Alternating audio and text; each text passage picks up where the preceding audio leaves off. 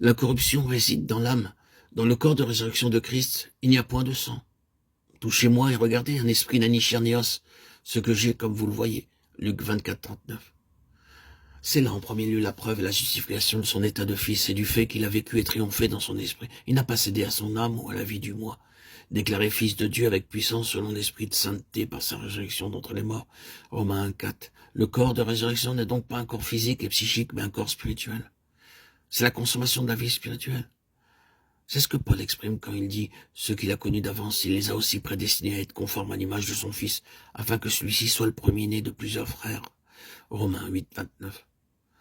Ce passage suit. La création attend avec un ardent désir que le Fils de Dieu soit révélé. Non seulement elle, mais nous qui avons reçu les prémices de l'Esprit. Nous soupirons, nous aussi, et nous-mêmes attendons l'adoption, la rédemption de notre corps. Romains 8, 19 et 23. Nous sommes complètement incapables de comprendre ce qu'est un corps spirituel, mais nous voyons qu'il est libéré de beaucoup des limitations de notre forme d'existence actuelle. Notre but ici n'est pas de nous hasarder à faire la description d'une vie au-delà de l'ordre présent, mais simplement de relever et de souligner le principe. Il y a toute une différence entre un esprit sans corps et un corps spirituel, entre un esprit privé de corps et un corps spirituel. C'est ici que notre mentalité est dépassée. Il faut dire ensuite que toute résurrection n'est pas cette résurrection.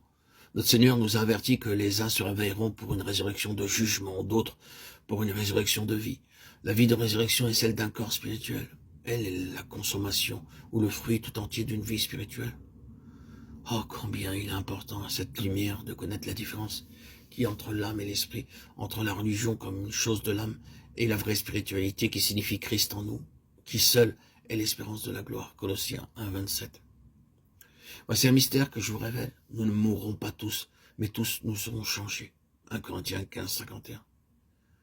C'est en vérité un mystère qu'un corps physique puisse exister sous tous les traits de ce système sanguin.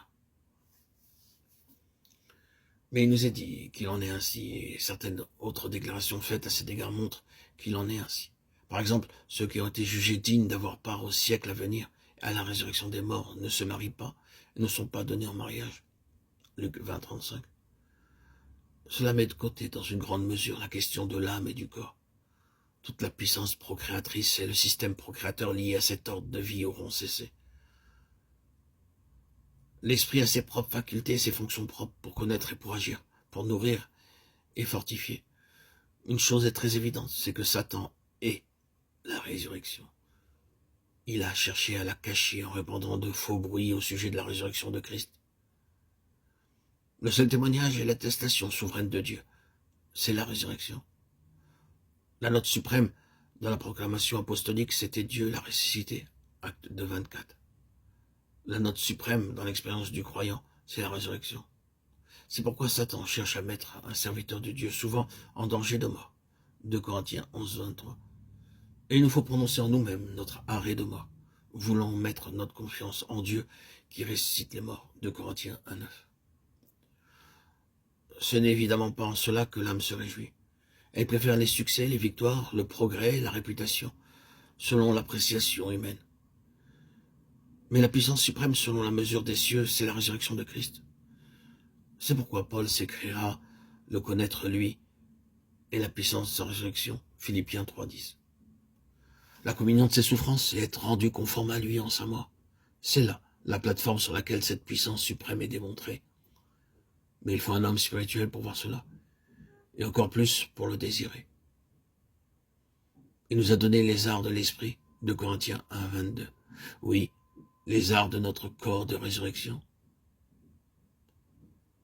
Ces arts sont dans nos corps mortels mêmes.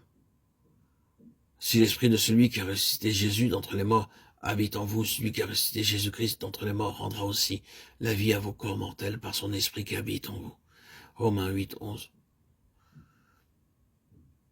Il y a un témoignage présent dans l'espérance de la résurrection du corps, qui est possible même dans nos corps mortels.